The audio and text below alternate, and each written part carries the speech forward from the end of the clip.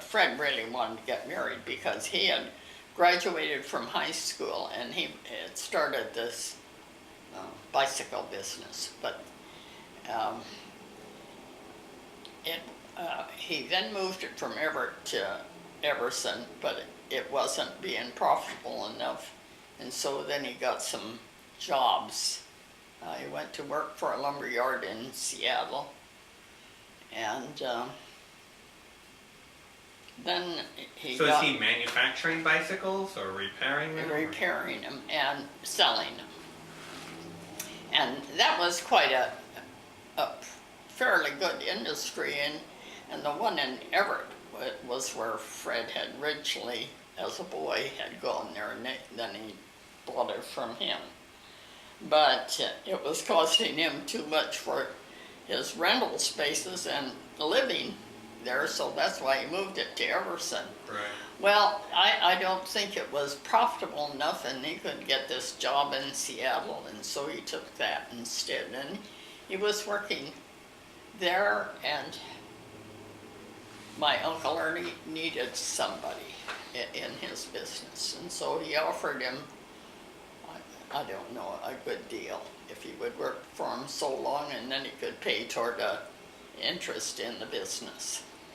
And so that's what he was, and he was living at my aunt and uncle's place, in boarding room. And so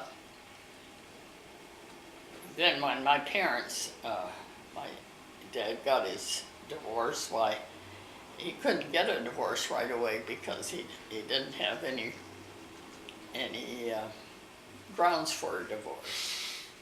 So it took him a while, and then my mother moved back to Linden, and she was just, I think we moved possibly in April or May or something. And so I got married in August, and Of what year? 36. 1936. So you were 22 when you were married. Pardon? You were 22 years old then? Uh-huh. And so, but Fred had wanted to get married the year before, but it just didn't work out. And for my mom asked if I would just wait till she could get more settled. And so that's what we did. But it was kind of a strange courtship, long distance. Well, yeah, a long time too. If you met him when you were 17, 16? I was 16 when I met him, and At the farm. And I then- graduated when I was 17. So it would have been for, a long time. Yeah. But, and what he said, he didn't want to wait anymore. That was what he said. And when did you decide you wanted to marry him? Well, I think that we had it kind of more or less planned, at least a couple of years before when I don't know whether, I think possibly 2 years before we had decided that we'd probably get married. Yeah, we were living in Everett, and the war was over, and so he wouldn't be working at the shipyard anymore. Is that what Grandpa Fred did during the war? Yes, he first he kept running his truck with lumber, and you could get lumber from Canada, but he didn't have enough of that to make it really steady, and he had quit his fruit hauling business. So and the fellas that owned the wholesale house, they wanted him to put some money in. Well, they owed him money for trucking, so he was supposed to work in the office on Saturdays. And so the war was over with, and there really wasn't room for 3 people in that office, and so he thought, and he didn't want to do wholesale, trucking anymore. He didn't want to do that.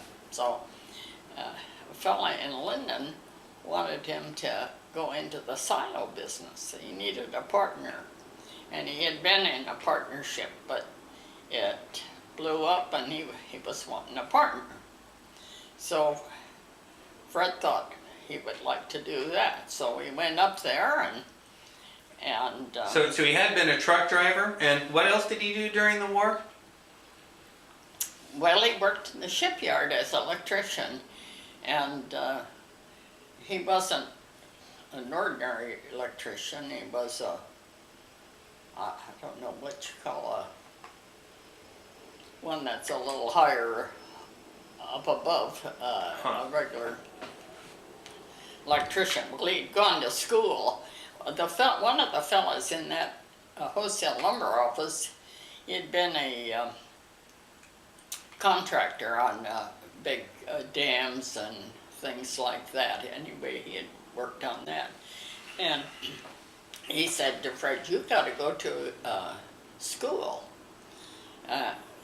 take a course in that, and then get a job at the shipyard," because he was already at the shipyard, and he was kind of a boss or some kind of a supervisor. And so that's what he did. He went to school, and he got to the shipyard, and I guess you take a test, and so he rated kind of high, and so he got a pretty good job at the shipyard. But he still would run his truck a little bit, in the daytime. I mean, he worked from like 4 o'clock to 11 o'clock at night, something like that. Anyway, I think maybe he went to work at 5, but he left a little after 4 sometime. So he thought it'd be nice to go back to Linden, and we couldn't even find a nice house. We had to buy an older house in Linden, and it belonged to a dentist in town. It was in a nice area, but right away we needed the kitchen, had to be done over, and so we got a contractor that redid the kitchen, and we painted and papered that house, and this was something like October that we went there. We got to my mom's house, and we stayed there till the 1st of January, and then we moved into the house. So you had kids? Yeah, we had 2 kids. And on the front porch was a little bench. Well, it really wasn't much of a porch. It was a very small area, just a little bench that was built into the house. And there sat Linda and Dennis. And Linda was 2 and Dennis was 4. And here come Aunt Edith's husband, who's passed away now. He came. Paul. He said, "Here were those kids," and Linda said, "I'm a boy and you're a girl," to Dennis. And she just kept it up, and he said, "No, I'm a boy and you're a girl." No, she had it her way. And he came in the house, and of course, Edith's husband came in and told me, and about that time, Dennis comes in too and tells me. But that Linda she was a little rascal. And she also, he had to come home and tell me they were playing doctor over at the neighbors, and she had eaten all of them of the medicine from the medicine cabinet that they had. She just ate all the candy. Oh, it was all candy and All the candies that were in a little.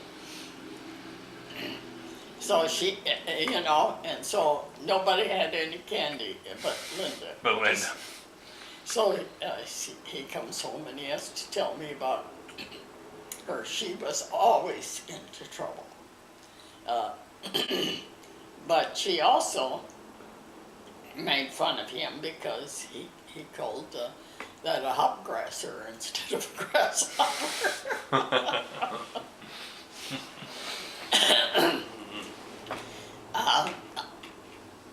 So I wouldn't say she was the best social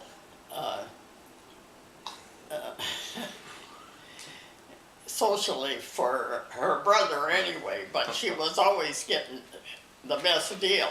Yeah. She was always cutting the best deal for her.